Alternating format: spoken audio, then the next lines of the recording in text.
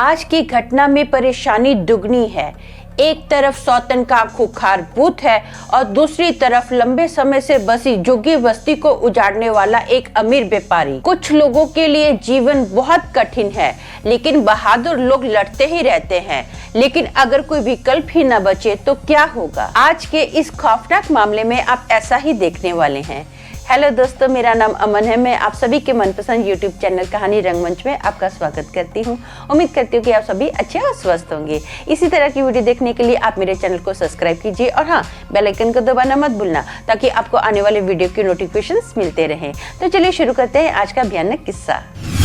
दोस्तों, आज का जो किस्सा है ये मुंबई सांता क्रूज का किस्सा है। वहाँ पर ना एक बहुत बड़ी बस्ती है। उस बस्ती में ना बहुत सारे लोगों के जो घर हैं, कुछ लोगों के घर पक्के हैं और कुछ लोगों के घर जो है ना झुग्गी झोपड़ी जैसे बनी हुई होती है, वैसे घर हैं। यहाँ पर जो एक फैमिली है ना, उनका घर पक्का है। इस फैमिली में हस्बैंड वाइफ रहते हैं। हस्बैंड का नाम नारायण राव है और वाइफ का नाम है भगवती। जो भगवती है ना, वो प्रेग्नेंट है। जब उसकी डिलीवरी होने आती है ना, तो उस दौरान ऑन द स्पॉट वहाँ पर कुछ कॉम्प्लिकेशंस हो जाते हैं, जिसकी वजह से उसके बच्चे की मृत्यु हो गई थी और उसकी भी ऑन द स्पॉट मृत्यु हो गई थी। अब जो नारायण है ना, वो अपनी बीवी को बहुत ज्यादा प्यार करता है। वो दिन रात ना डिप्रेशन में चला जाता है, अपनी बीवी को याद करता रहता है, रोता रहता है। नारायण की जो फैमिली है ना, वो गाँव में रहती है। अब ना उसकी फैमिली बोलती है कि बेटा ऐसा कर, थोड़े टाइम के लिए हमारे पास आ जा। नारायण अपने पेरेंट्स के पास जाता है तो उसके पेरेंट्स क्या करते हैं, उसकी ना जबरदस्ती शादी कर देते हैं माधवी के साथ। नारायण अभी तक रेडी नहीं होता, फिर भी उसके माँ बाप जो होते हैं उसको फोर्स करते हैं कि नहीं बेटा ऐसा मत कर, ऐसे जिंदगी कैसे चलेगी, आगे अपना कदम बढ़ा। अब जो बीवी थी वो तो चली गई है, तेरे को आगे जीवन काटना है तो बेटर है कि तू अभी माधवी के साथ अच्छे से खुश रह। माधवी के साथ शादी होने के बाद ना ये लोग एक हफ्ता तो गाँव में ही रहते हैं। बाद में ये फाइनली क्या करते हैं, अपना मुंबई आ जाते हैं। मुंबई आने के बाद माधवी बहुत खुश होती है कि हाँ, मेरा पति है, मेरा खुद का घर है। माधवी के बहुत अच्छे बड़े बड़े सपने होते हैं। वो इतना खुशी से इस घर में एंटर करती है। एंटर करने के बाद ना कुछ दिन तो थोड़ा से नॉर्मल चलते हैं, एक दो दिन नॉर्मल चलते हैं। बाद में ना उसको ऐसा लगता है कि मैं जब से ना इस घर में आई हूँ, मुझे भूलने की बहुत ज्यादा आदत पड़ गई है। वो क्या करती थी, जैसे खाना बनाती थी, बचा हुआ खाना होता था ना, वो फ्रिज में रख देती थी। रात को फ्रिज में रखा तो सुबह आके देखती थी पूरा खाना जो है बाहर पड़ा हुआ है। उसको ऐसा लगता था, यार ऐसे कैसे हो सकता है, मैंने याद से खाना अंदर रखा था और ये खाना बाहर कैसे रह गया है। अब अक्खा किचन उसने पैक कर दिया है। अब रात के वक्त ना कई बार वो किचन में पानी वगैरह लेने के लिए आती थी तो देखती थी ना, वो किचन में ना गैस खुद ही ऑन था। वो बोलती थी, नहीं मुझे 100% याद है कि मैंने नीचे से गैस बंद किया है, ये गैस ऐसे कैसे चालू रह गया है। बहुत ज्यादा टेंशन में रहती थी। वो सोचती थी ऐसा कैसे हो सकता है, मुझे क्या कोई भूलने की बीमारी हो गई है, जब मैं ऐसा भूल जाती हूँ, चीजें ऑन करके भूल जाती हूँ, रख के चीजें भूल जाती हूँ। वो बनी मन में सोचती है कि मैं ऐसा करती हूँ, अपने पति से बात करती हूँ। एक बार क्या होता है, रात का वक्त होता है, बाय चांस उसकी आंख खुलती है तो वो देखती है कि उसका जो पति है ना, बेडरूम में है नहीं है, वो हॉल में बैठा है और अकेला ही किसी से बात कर रहा है, बड़बड़ कर रहा है। उसको थोड़ा अजीब लग रहा है, ये क्या कर रहा है। वो ध्यान से देखती है, फिर सोचती है कि सुबह बात करती हूँ। ये ना अभी उसका क्या होता है, सुबह ऑफिस होता है, वो सुबह अपना काम पर चला जाता है। फिर रात के वक्त आता है, खाना वगैरह खाते हैं ये लोग और सो जाते हैं। फिर से बाई चांस इसकी आधी रात को आंख खुलती है। वो देखती है कि आज भी उसका पति बेडरूम में नहीं है, तो वो हॉल में जाके देखती है तो देखती है उसका पति ऐसा लग रहा था कि जैसे किसी से बात कर रहा है। वो अपने पति के पास जाती है और देखती है कि वहाँ पर कोई भी नहीं होता। उसका जो पति होता है ना, अकेला ही बड़बड़ाता होता है। तो अपने पति को बोलती है, अब किससे बात कर रहे थे, हाँ यहाँ पर तो कोई है ही नहीं है। तो उसका पति बोलता है, हाँ मुझे पता कोई नहीं है। तो वो बोले, फिर बात किससे कर रहे थे, अकेले बड़बड़ा रहे थे। बोलता नहीं यार, मेरे को ना थोड़ा काम का टेंशन है, इसलिए बस मैं अपना ऑफिस के काम का प्रिपेयर कर रहा था और कोई बड़बड़ाने की बात नहीं है, चल काफी रात होगी, सोते हैं। तो ये बोलते हैं ठीक है। अब ये दोनों क्या करते हैं, अपना बेडरूम में आते हैं और सो जाते हैं। सोने के बाद ना बाई चांस इसकी आंख खुलती है। जैसे इसकी आंख खुली ना, तो इसका जो दिल था ना, डर के मारे एकदम बैठ जाता है। ये ऐसा करती है और जब अपनी आंखों के सामने देखती है ना, तो देखती कि इसकी सौतन का भूत इसके सामने खड़ा है। जो इसकी सौतन है ना, मतलब कि भगवती जो है ना, इसको बहुत गुस्से में देख रही है।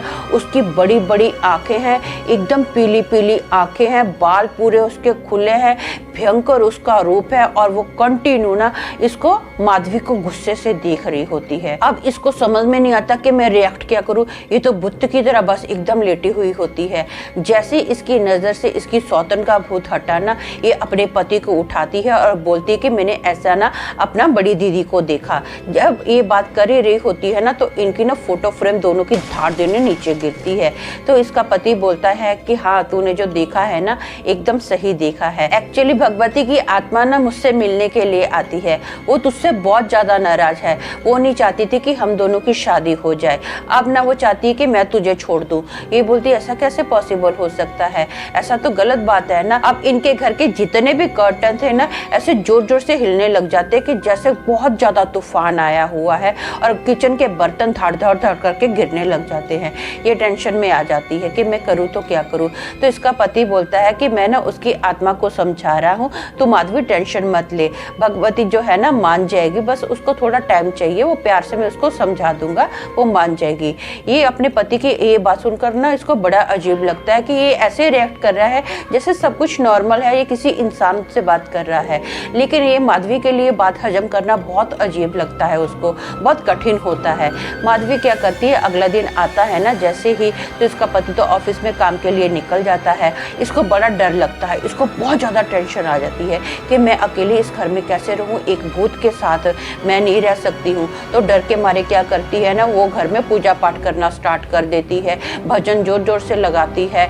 अब ना इसके घर का जितना भी सारा सामान होता है एक एक करके गिरना स्टार्ट हो जाता है, धड़ धड़ धड़ करके चीज़ें गिरने स्टार्ट हो जाती है। किचन का हर एक डब्बा गिरना स्टार्ट हो जाता है और जहाँ पर ये खड़ी होती है ना, मतलब कि हॉल में, वहाँ का पूरा माहौल एकदम ठंडा हो जाता है। भयंकर सी अजीब सी बास आती है और ना भगवती की जो आत्मा होती है इसका सीधा गला पकड़ती है और दबाना स्टार्ट कर देती है। ये जोर से चीख मारती है और उसका हाथ ना दूर पटकती है और फटाफट घर से बाहर निकलती है। जब शाम के वक्त इसका पति घर पर आता है ना तो ये पूरी घटना अपने पति को बताती है, उसके बाद ही ये घर में आती है। घर में आने के बाद इसका पति बोलता है कि तुझे ये सब करने की क्या जरूरत थी। इसका जो पति होता है ना उल्टा इसी को डांटता है। तो ये बोलती है कि मैं क्या करती, मेरे पास ऑप्शन नहीं था, मुझे डर लग रहा था। तो इसका पति बोलता है मुझे थोड़ा टाइम दे, वो मान जाएगी। ऐसा करके ना ये इसको क्या होता है समझ में नहीं आता, मैं क्या रिएक्ट करूँ। बेचारी बहुत टेंशन में होती है, पति इसकी बात नहीं समझ रहा है, ऊपर से जो भूत है वो इसके ऊपर अटैक कर रहा है। चुपचाप होती है, कुछ नहीं बोलती है। अब रात का वक्त होता है, ये लोग खाना वगैरह खाते हैं तो अचानक से ना इसको उल्टियाँ आनी स्टार्ट हो जाती हैं। भयंकर ये उल्टियों पे उल्टी कर रही है और इसको ऐसा महसूस होता है कि कंटिन्यू जब भगवती की आत्मा है ना इसके साथ ही है। माधवी जब भी सोने जाती है ना तो भगवती की आत्मा क्या करती है, उसके ऊपर से चादर हटा देती है, कभी उसका पैर दबा देती है, कभी उसके बाल खींचती है, हर तरह का इसको टॉर्चर करती रहती है। ये बहुत ज्यादा बीमार पड़ जाती है, इसको बुखार आ जाता है, इसको नींद नहीं मिल रही है प्रॉपर, इसका सर पकड़ा जाता है, उल्टियों पे उल्टियां ये करती जा रही है। अब ये इतनी कंफ्यूज हो जाती है कि मैं क्या करूं। ये प्रार्थना करती है कि है परमेश्वर कोई हल निकाल, मुझे इससे छुटकारा दिला। अब क्या होता है, ये मैंने आपको बताया ना कि वहाँ पर एक बहुत ही पुरानी बस्ती थी। इस बस्ती को ना फाइनली तोड़ा गया। एक भी घर ऐसा नहीं था जहाँ पर वहाँ पर ईंट पे ईंट रखी हो, पूरी बस्ती चकनाचूर कर दी गई और ये लोग ना वहाँ पर से निकल गए घर से और दूसरी जगह रहने के लिए चले गए। ये लोगों ने क्या किया, रेंट पर एक घर लिया। जब ये लोग रेंट के घर पर रहने चले गए ना, उस दिन से अभी इन लोगों को भगवती की आत्मा परेशान नहीं करती थी, सब कुछ नॉर्मल चल रहा था, बहुत अच्छा चल रहा था।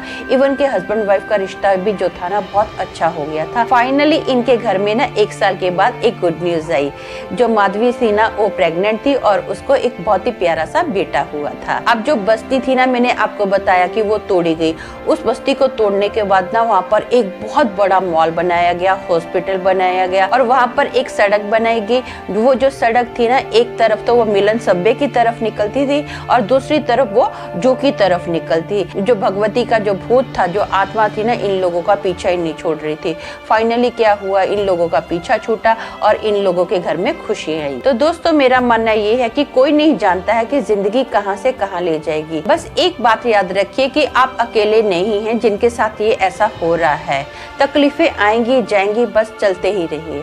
तो आज के लिए बस इतना ही, कल फिर मिलेंगे और एक भयानक किस्से के साथ। तब तक के लिए शालोम, शांति और सलाम।